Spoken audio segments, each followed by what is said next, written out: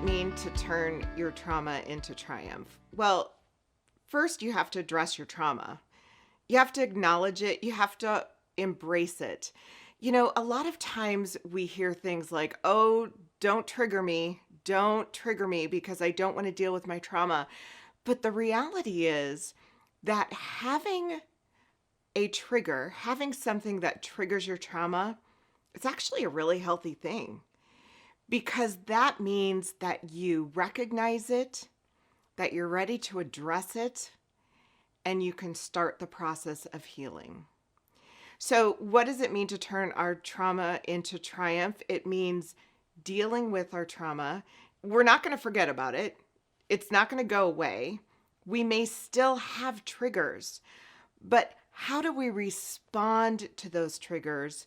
And I would say the first thing we need to do, because your trauma wasn't your fault, but sometimes we need to forgive ourselves.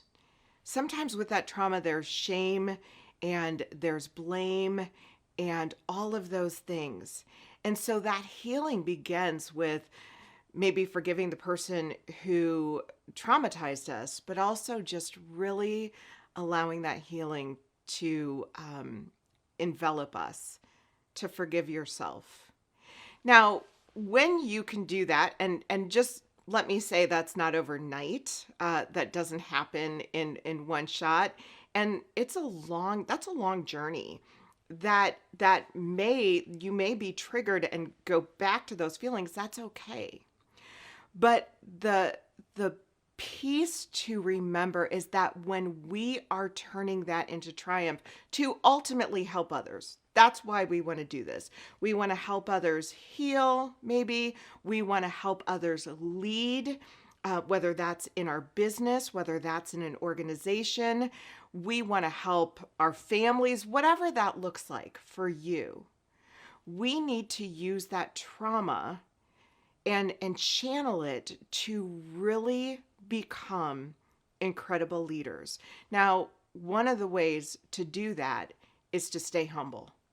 Stay humble. It is okay to admit you're wrong. It's okay to admit you're triggered. I was actually giving a presentation at an event, and all of a sudden, just out of the blue, it was just the weirdest thing. Something triggered me. I don't even know what it was, but it just took me right back to my childhood. And I had to stop, and I had to take a second. And fortunately, someone was with me, so I could step out of the room and just breathe and just remind myself, that's not who you are anymore. You're not that little girl who was victimized. You are a strong, independent woman. That self-talk is really important. And I was able to come back into the room and complete my job and do what I needed to do. But understanding that trauma brings resilience. Resilience is one step forward, two steps back. And when we lead through that, when we can say, you know what, I'm not perfect. I'm not somebody who has all of the answers. In fact, I don't know everything. I may not be able to answer this question, but I know that we can work through this together. That's the type of leader that somebody who turns trauma into triumph can become. It's not easy. It's challenging.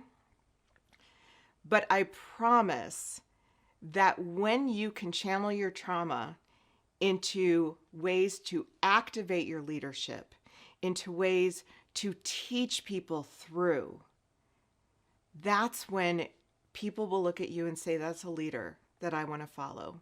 Someone who has humility, someone who has a heart to lead, and someone who recognizes, I'm not perfect, nor do I have to be, but I can relate to you. I can have compassion for you.